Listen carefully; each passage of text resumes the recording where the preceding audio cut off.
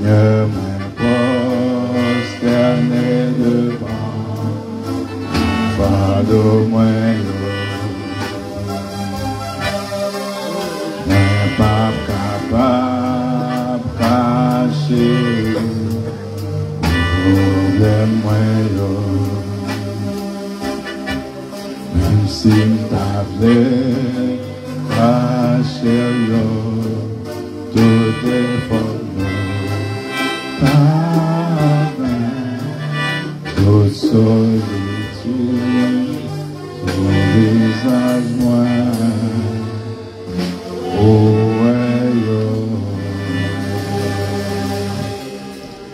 si au soif, au senti que au sèche, si jamais on a grimpé les montagnes, si jamais vallée au large devant, si on sentit que fardeau yo, on pas capable de porter parce que trop pesant, yo trop lourd pour Jésus, il appelle les faire.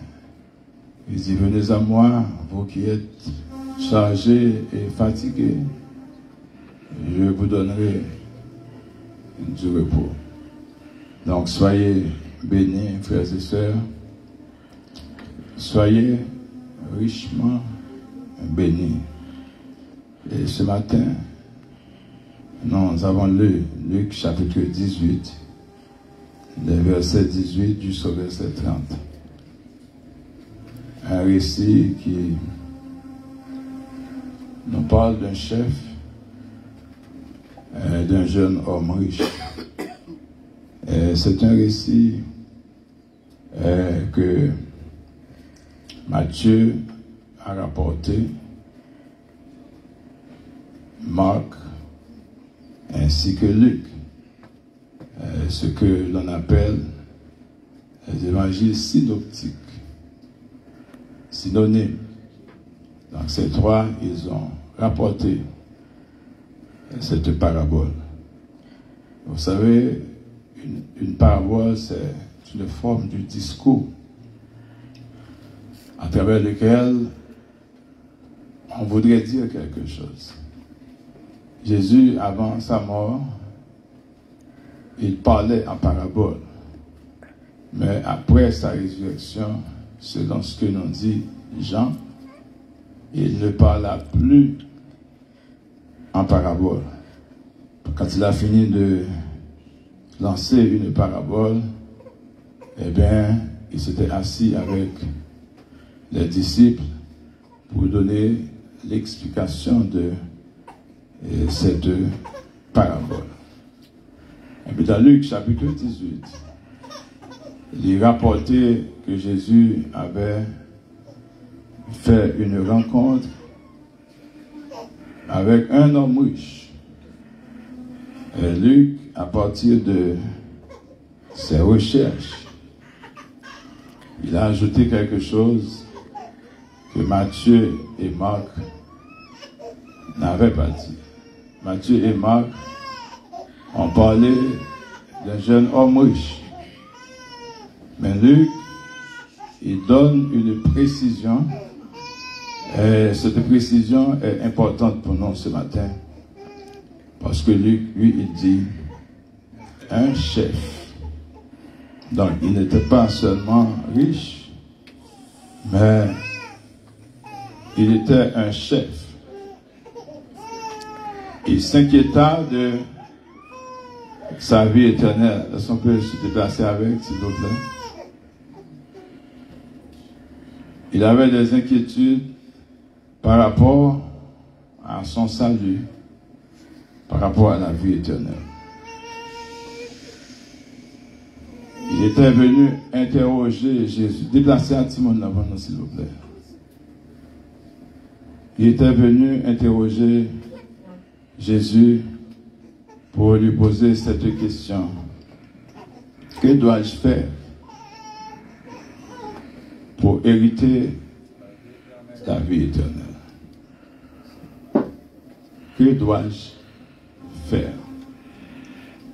J'ai besoin de toute votre attention ce matin par rapport à ce texte Parce que tout au cours de cette semaine, nous parlions de la richesse. Bon Dieu pour être béni en peu de monde dans l'assemblée ça. Il y a des gens qui pour être riche. Nous dit qu'il y a des gens qui pour être riche. Combien de monde qui t'a fait riche? Hein? Qui veut être riche? Je veux être riche. Oh, regardez, il y a des gens qui va être riche. Dieu bénit en abondance. Hein? Construis avec terre tout dimble riche. Parce que Dieu bénit en abondance. Hein? Hein? Il y a des gens qui va être riche. Nous enseignons vendredi soir la parole de Dieu. Comment il faut faire attention avec vos richesses. Parce que Salomon a été riche. Il était un bon gestionnaire, mais il n'a pas pu gérer ses relations avec Dieu. Et c'est pourquoi il était tombé en déclin. On pourrait être riche, c'est vrai, mais commencez à penser comment on pourrait gérer les richesses que bon Dieu pour le baou. Pensez à qui ça pourrait faire, comment on pourrait traiter le monde. Parce qu'on pourrait gagner comme richesse, ça, sous toute forme. Au cas riche au niveau de la santé. Richesse, pas seulement l'argent. Lorsqu'on sent malade dans le corps physique, on richesse qui parle là. Mais l'argent de guérison, on riche. Bah oui. Bon, bon, on va gagner. Ça fait même genre même pour faire les rentrer dans le poumon. Son richesse, oh riche, quand on est riche. Hein? Librement, on peut faire les rentrer dans le poumon. S'il n'est pas rentré dans le poumon, on finit. On peut pas faire. So, ouais, qui est plus facile là, eh bien, s'il n'est pas rentré dans le poumon, on ne peut pas faire exercice. Une femme qui n'a pas de lait qui rentre dans le poumon, il ne peut pas pousser un petit monde. Il ne peut pas accoucher. Il faut qu'il y ait lait dans le poumon. Pour pousser. Pour faire pression. Donc, au riche matin.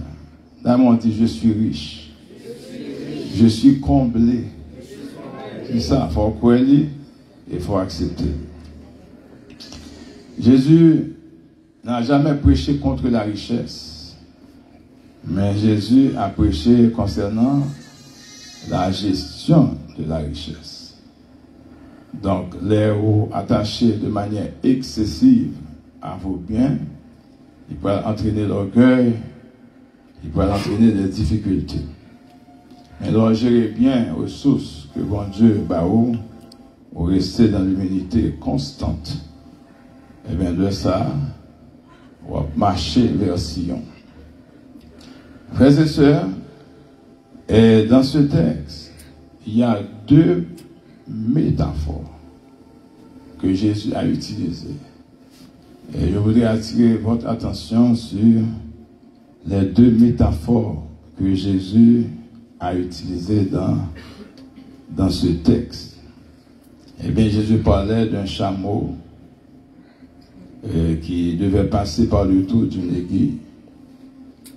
D'autres métaphores qu'il utilisait, il dit à cet homme, va, vends tout ce que tu possèdes et donne-le aux pauvres. Nous allons mettre l'accent sur ces deux métaphores. Et on va comprendre beaucoup ça. On entend ça et que Jésus t'a utilisé métaphore. Ça.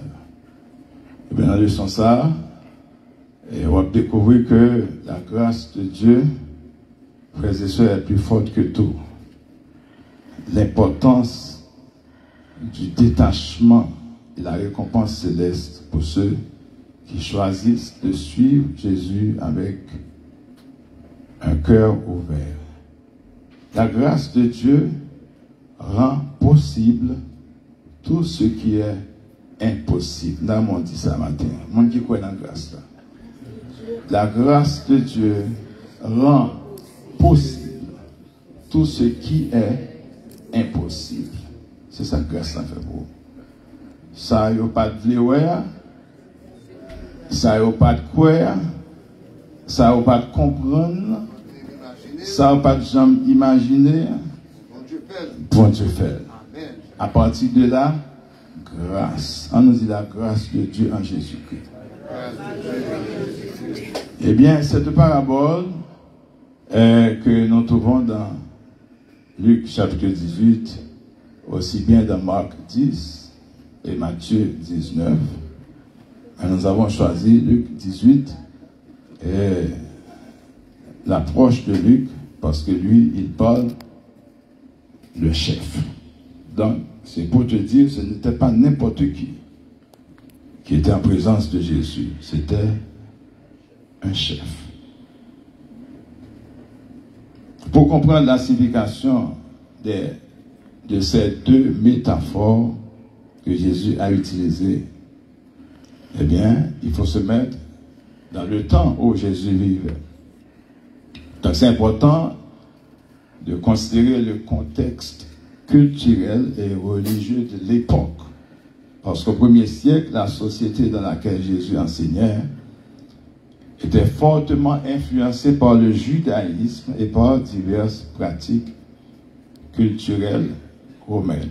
Mon langage que Jésus a utilisé dans le temps et dans la zone ça, c'est ça pour te dire, pour nous comprendre qui côté que il voulait aller. Parce que la Bible a dit, il a pris les choses folles du monde pour confondre les sages. Eh bien, lors de cette rencontre entre Jésus et cet homme, et qui s'inquiétait de sa vie éternelle. Sans doute, il y en a parmi vous qui vivent certaines inquiétudes par rapport à leur salut. Mais j'aimerais vous dire ce matin, votre salut ne dépend pas de vous. Votre salut dépend de Dieu. Parce que c'est Dieu qui produit en vous le vouloir et le faire selon son bon plaisir. Mais n'empêche que l'apôtre Pierre nous dit de faire tous nos efforts pour joindre à notre foi la vertu, la science, la tempérance, la maîtrise de soi, la connaissance, l'amour fraternel et la charité. C'est-à-dire, nous avons besoin toujours d'être campé devant le trône. Bon Dieu senti que le monde qui est devant nous, m'a servi avec lui comme instrument pour travailler moi capable de faire. Quand il y a un monde qui veut un instrument, avec mon Dieu, fais-moi un instrument d'amour pour aujourd'hui. Fais-moi songer petit tout yo. Chaque jour, ma prière, fais-moi ça pas bon, ça qui pas bon, chaque jour, non moins.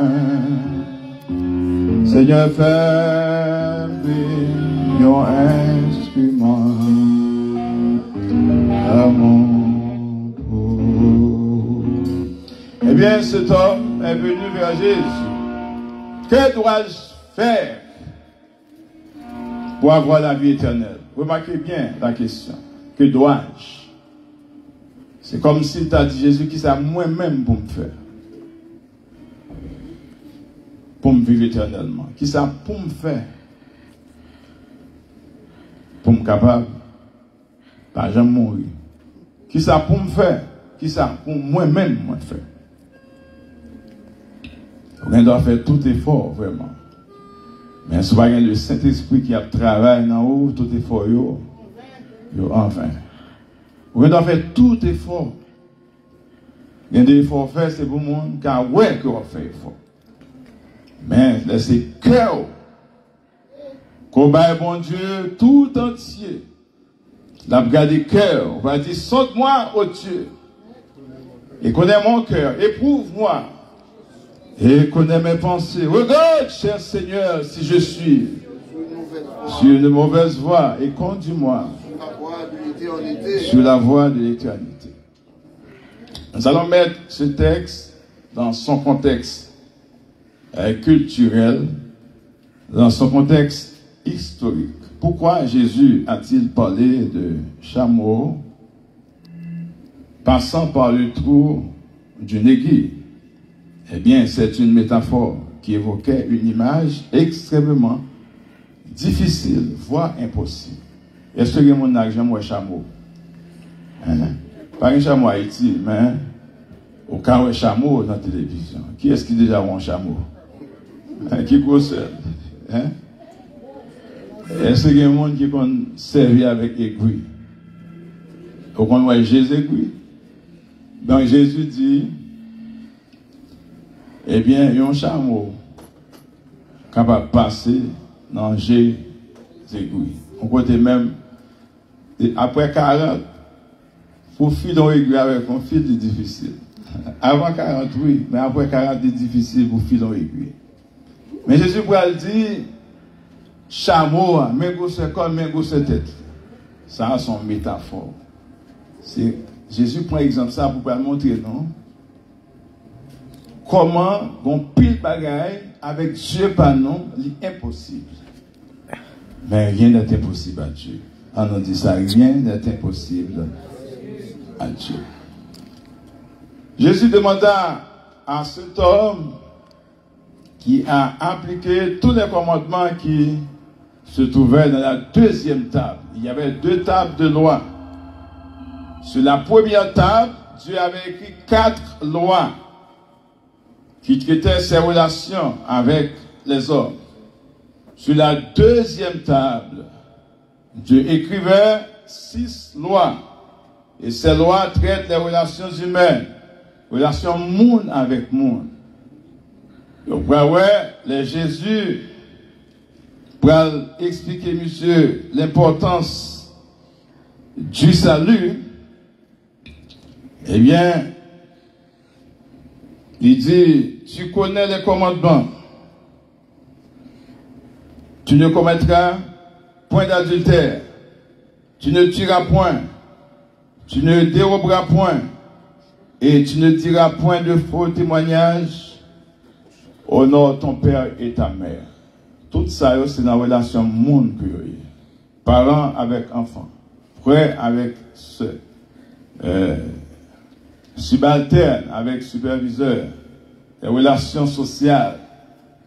Mari avec femme. C'est là le plan horizontal. Là, nous parlons du plan vertical de la croix. On est sur le plan horizontal. Et que, il dit, Jésus, j'ai observé toutes ces choses. Dès ma jeunesse. Alors que Bible a dit un jeune homme. C'était quelqu'un qui travaillait. Il dit, ça, on me fait déjà. Et puis, les Jésus dit ça, Jésus dit, il te manque encore une chose, mon bagage qui manque. Vends tout ça, bien. Là, pour vous.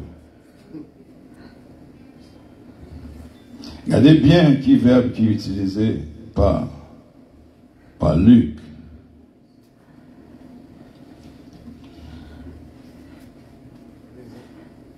Il te manque encore une chose, vends tout ce que tu as. Matthieu Pral dit tout ce que tu possèdes. Le verbe avoir a un sens de possession, la possessivité. Bagay qui a une valeur pour vous. Bagay qu'on attaché avec eux. Pas vieux bagay. Exemple, l'homme a fait garasser.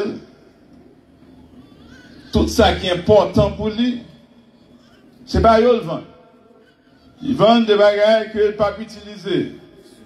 Bagages qu'il utilisait déjà, ou bien bagages que pas tellement aimé. Pour lui-même, ça a dépassé. Des bagages que tu fait cadeau, mais qui pas tellement cher à lui-même pour le moment ça. Il mettait à vil prix. C'est pas ça Jésus dit, monsieur. Il dit, va, vends ce que tu possèdes. Ce que tu as, ce que tu aimes, tout ce qui est important pour toi. L'offre venio, cherchez pauvre, distribuez par eux. Voilà un homme qui vient de dire à Jésus, j'ai observé toutes ces choses de ma jeunesse. mais il n'a jamais pensé aux pauvres. Il était pensé à moi qui était dans le même rang avec lui. Mais il n'a pas pensé avec pauvre. Mais l'évangile de Jésus-Christ, il a ouvert l'esprit nous sous pauvre là. Il a ouvert l'esprit nous sous monde qui est différent de nous-mêmes. Il a dit nous qu'on regarde sous l'autre là. Pas qu'on regarde seulement sous famille, pas qu'on regarde seulement sous le monde qui est capable. Remettre à vous-même soit fait pour lui. Prends soin si là, qui va jamais caïdo là. Va, vends ce que tu possèdes. Donne-le aux pauvres. Donc, dans la culture juive, frères et sœurs, la richesse était vue comme une bénédiction de Dieu. Jésus rentrait dans la propre culture. Parce que dans l'Ancien Testament, un homme juste est caractérisé par non seulement son respect des lois, son respect des commandements de Dieu, mais il a été évalué en fonction de sa richesse. En fait, dans le temps ça, si vous ne possédez rien, si vous n'avez pas de bien matériel qui pourrait le faire sentir que pour son monde, ou t'es inconsidéré. Donc, bien t'es fait valeur, soit t'es possédé, c'était un signe de bénédiction. Maintenant, si Jésus pourrait dire, monsieur, tout ça gagne, détachons de yo, dépouillons de eux-mêmes, baillons aux pauvres. Monsieur vient face avec une situation qui est difficile pour lui. C'est comme si, m'pas monde encore. Toute royauté dans la société, c'est à partir de tout ça que m'te possédé. C'est à partir de mes biens. Mais quand il y a envie devant, ou dit, détachez-vous de eux. Bible a dit non. Le temps de Jésus dit, il faut qu'on détachement. Pour qu'à suivre moi, ou bien je prends une décision ça. Va. Vends ce que tu possèdes. Donne-le aux pauvres. Puis viens et suis-moi. Combien de monde qui dit, je dis, il y a suivre Jésus, et puis qu'on concurrence dans la famille. Qui est-ce qui a plus de richesse? Qui est-ce qui a une plus belle machine? Combien de monde qui a mis en main, qui a prêché l'évangile de Jésus-Christ entre les pasteurs? C'est une concurrence. Qui est-ce qui est plus fidèle? Qui est-ce qui a une plus grande assemblée? Qui est-ce qui a une plus belle voiture? Jésus a parlé avec vous et avec moi matin. C'est pas bien nous qui faisons quelque chose, mais c'est ça Jésus fait de nous-mêmes. Si ça fait sens pour vous matin, dis béni soit l'Éternel. Vous te voyez au monde juste s'il te bénit. Vous te voyez au monde juste s'il te gagne bien. Vous te voyez au monde juste s'il te possédé. Job avait tout, frères et sœurs. Salomon, c'est un prototype de ce temps par rapport à ses richesses. Même Jésus a parlé de Salomon. Il dit, les lits des champs, il n'y a pas jamais aussi bien vêtu. Salomon, dans toute sa richesse, il parle aussi bien vêtu que les lits des champs. Pourquoi vous inquiétez-vous? Ne vous inquiétez de rien à chaque jour. Suffit sa peine, la parole du Maître. Et Paul, pour expliquer par révélation, par toucher de l'esprit, il nous dit dans Philippiens 4, verset 6, ne vous inquiétez de rien. Mais en toutes choses, faites connaître à Dieu vos besoins par des prières, des supplications et avec des actions de grâce. Dans le Nouveau Testament, frères et sœurs, notre justice est liée à la foi en Jésus-Christ et à la grâce divine. On nous dit vive la grâce ce matin. Vive la grâce. Il y a des bagailles ou des privations de vous-même. Même si tu as Jésus matin. Lorsqu'il y a Jésus, il y a toute bagaille. Béni soit l'Éternel. Dans le Nouveau Testament, l'accent est mis, frères et sœurs, sur la richesse spirituelle plutôt que la richesse matérielle. Jésus a souligné la valeur de la vie éternelle et a averti contre la recherche excessive des richesses matérielles. Nous avons une bonne relation avec Dieu, frères et sœurs. Qui enseignement que Jésus voulait passer par rapport à cette parabole, ces deux métaphores. Chameau qui pouvait passer par le trou d'une aiguille.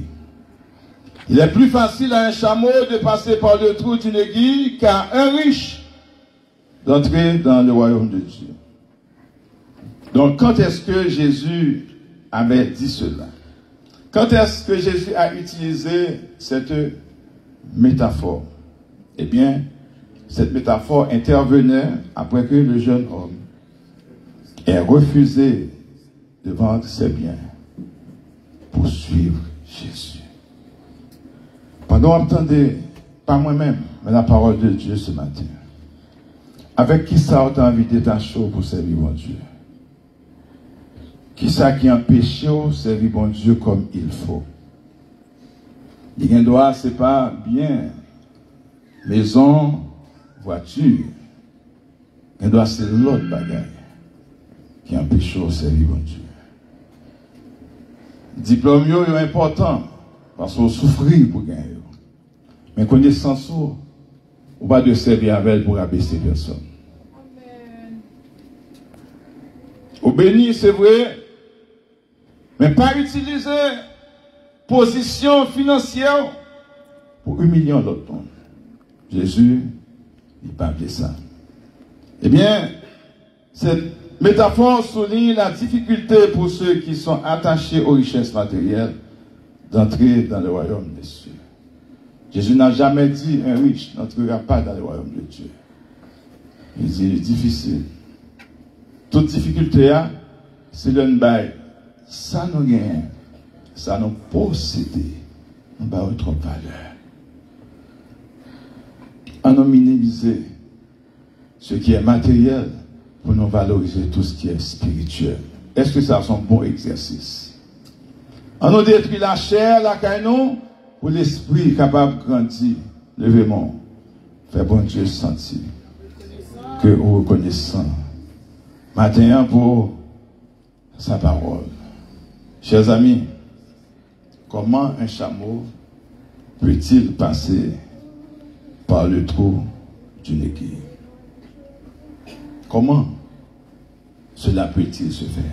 C'est une façon pour que Jésus nous montre que vous ne pouvez pas vous-même vous donner le salut. La vie éternelle, Jean 17, verset 3, c'est qu'ils te connaissent, toi, le seul vrai Dieu, et celui que tu as envoyé, Jésus-Christ. Vends toutes tes possessions et donne-le aux pauvres. C'est Dieu. C'est Dieu. Si je ne me considère encore, je ne vais pas me considérer. Mais quand on dit, détachez de ça. Frères et sœurs, pour nous vivre éternellement, il y a un faut détacher de Dieu. Pensez à des choses ce matin. Pensez à l'orgueil. Pensez à l'animosité. Pensez aux querelles. Pensez à la jalousie. Pensez au moi ce matin. Donc, puis le bagage qui doit remplacer par l'humilité. Car l'humilité précède la gloire. Vends ce que tu possèdes. Cette instruction de Jésus à cet homme met en lumière la nécessité du détachement des biens matériels pour entrer dans le royaume des cieux. L'idée, frères et sœurs, est que l'attachement excessif à nos biens, à nos richesses, peut être un obstacle à notre relation avec Dieu. Peut être, pas doit être. Parce que si on ne pas gérer le bien, on coupe relation avec mon Dieu. Salomon était l'homme le plus sage. Mais il tombait en déclin parce qu'il n'a pas géré relation avec Dieu. Il tombait dans l'idolâtrie. L'apostasie, rentrer dans le temple de Dieu. Salomon, en même temps, l'a construit le temple pour adorer Dieu. Et bien, Salomon a construit des hôtels pour Baal, frères et sœurs. Vends ce que tu possèdes. Donne-le aux pauvres. Cela met en lumière, frères et sœurs, la nécessité du détachement. On nous est à détacher nous de certaines choses. C'est difficile. Il n'est pas facile pour nous relever. Sinon tomber. Il n'est pas facile. Mais Salomon, encore, il nous dit, malheur à celui qui tombe. Pas grand monde qui vous bat la main pour le lever. Il est triste. Soit ville sous terre ça, pas grand monde qui a témoigné pour vous. Il est triste. Pas grand monde qui a vu noir. Il est triste. Pas grand monde qui est capable de conseiller. Il est triste. Donc, on sentit que ou autosuffisant ou imperméable, que chacun de vous soit perméable ce matin. Laissez la parole de Dieu vous imprégner. Quittez me fond dans la main. Ben moi, forme, vous voulez. Même ça, ou pour agir là, ou faire sembler avec, ou c'est potier, même c'est très riche là, faut même, pour me servir, quitter l'esprit, diriger la vie moi.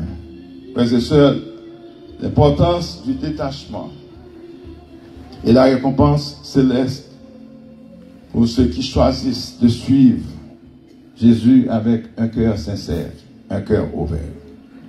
Jésus demanda à cet homme un sacrifice. Mais ce sacrifice a été refusé. Il dit, je ne vais pas faire ça. Je me rencontre avant vous. Devant salut. Mais seulement de pour me faire. Après pour me faire ça. Cet homme. Frères et sœurs, dès pour moi quitter Christ. Il va dans salut encore. Je suis attaché avec Christ ce matin. Dis frère, bon côté là, bien sûr, bon côté là. Attache-toi à Jésus. Attache-toi avec Christ. Collez plus près de Christ. Plus près de Jésus.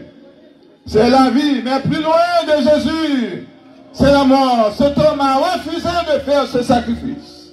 Ce matin, je vous invite à vous offrir à Dieu comme un sacrifice vivant, saint, agréable.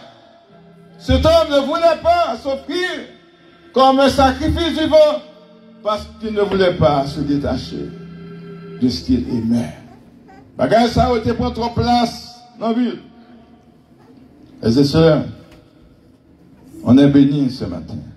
Que dois-je faire pour obtenir la vie éternelle? Jésus commence par souligner l'importance des commandements. Est-ce qu'on commandement? Vous me connaissez? Je me fais depuis que j'étais jeune. Jusqu'à présent, je fait. Jésus connaissait le cœur de ce monsieur. Avec quoi il s'attachait? Ma terme de tout, Jésus connaît le cœur. Parce que le cœur de l'homme est entre les mains de Dieu. Comme un courant d'eau, il le dirige où il veut. Jésus lui proposa de vendre de se dépouiller et de donner le produit aux pauvres afin de le suivre. Lorsqu'il entendait ces paroles, frères et sœurs, il s'en va triste. La Bible nous dit qu'il possédait de grandes richesses et ne peut s'en défaire. Pas rien que nous sommes capables de négocier pour Jésus. Eh bien lui-même, il est devant Jésus, le maître du salut.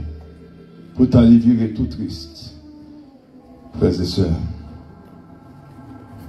la richesse est intrinsèquement liée à une attitude. Quelle était son attitude, frères et sœurs? Il était trop attaché à ce qu'il possédait. Jésus a fait une déclaration sur le danger des richesses. Frères et sœurs, Jésus, voyant qu'il était devenu tout triste, Jésus dit qu'il est difficile à ceux qui ont des richesses d'entrer dans le royaume de Dieu. Je vous le dis en vérité. Quand Jésus dit, je vous le dis en vérité, ça, il n'y a pas à sortir de là.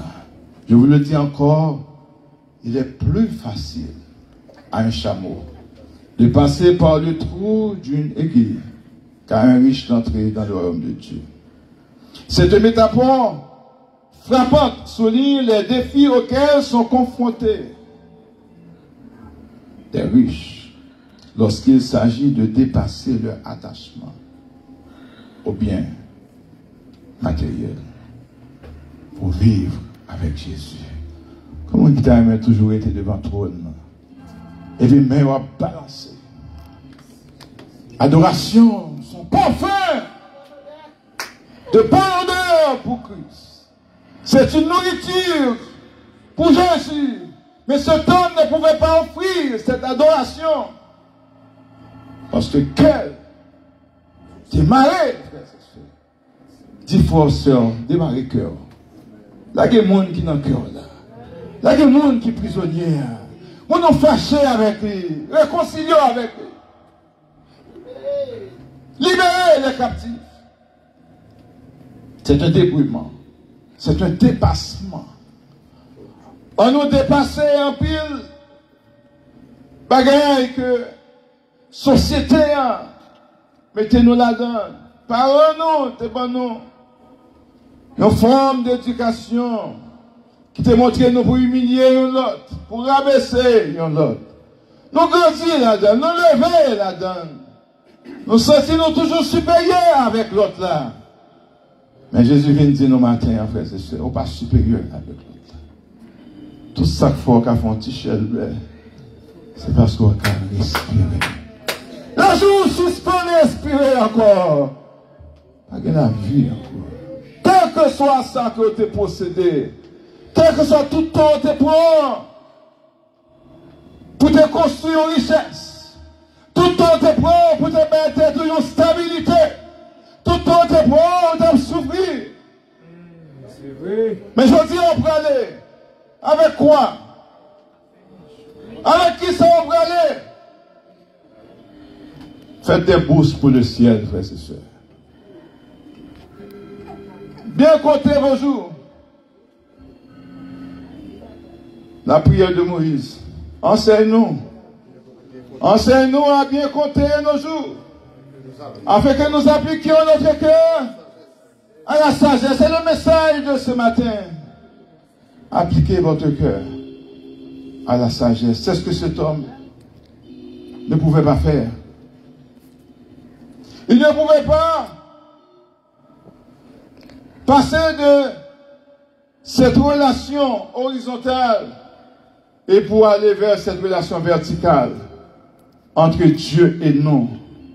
On est en bas, Dieu est en haut. Mais il y a un point d'intersection dans la croix. C'est là ce qui parle de la communion. La communion se trouve à ce point d'intersection. Ce point qui unit les deux bords de la croix. Et c'est là, bon Dieu, attend au même avec moi. Mais besoin, ouais, est-ce que les 6 commandements sur la deuxième table, est-ce que nous les avons ou bien est-ce que nous les respectons? Cet homme disait qu'il les a respectés dès sa jeunesse. Mais là, Jésus vient parler de pauvres. C'est comme si tu as dit qu'il a fait pauvre parler là. Faut que quelqu'un qui vous prend ça. Il y a un bien-être social pour les pauvres. Et puis c'est mon frère qui a pris soin pauvre. A fait pauvre, pas intéressé. Parlez-moi de monde qui n'a même rien avec moi. Parlez-moi de monde qui est sous bonne université avec moi. Parlez-moi de monde qui n'a même emploi avec moi. Pas parlez-moi de pauvres. Pas parlez-moi de monde ça. Que servirait-il à un homme de gagner tout le monde? Frères et sœurs, les disciples ont entendu cela. Ils ont vite fait une conférence. Vous allez voir. Quand Jésus a fini de dire, c'est difficile, hein, pour un riche d'entrer dans le royaume de Dieu. Regardez le verset 26. Ceux qui l'écoutaient, ils dirent, même quand il y a des gens qui font conférence, Bible n'a pas voir tout le détail, mais les gens qui finissent de faire ça, Bible a dit, ceux qui l'écoutaient, c'est parce qu'ils ont entendu sous ça. Sinon, ça qui devant Jésus, il dit, les 6 commandements, ils respectent, nous allons quand même arriver dans le point ça même. Qui peut être sauvé? Parce que monsieur allait venir devant Jésus, il pense que c'est lui-même qui va battre le salut. Que dois-je faire? Mais Jésus va montrer lui, ça lui va dépendre de vous-même. Mais le salut dépend de Dieu.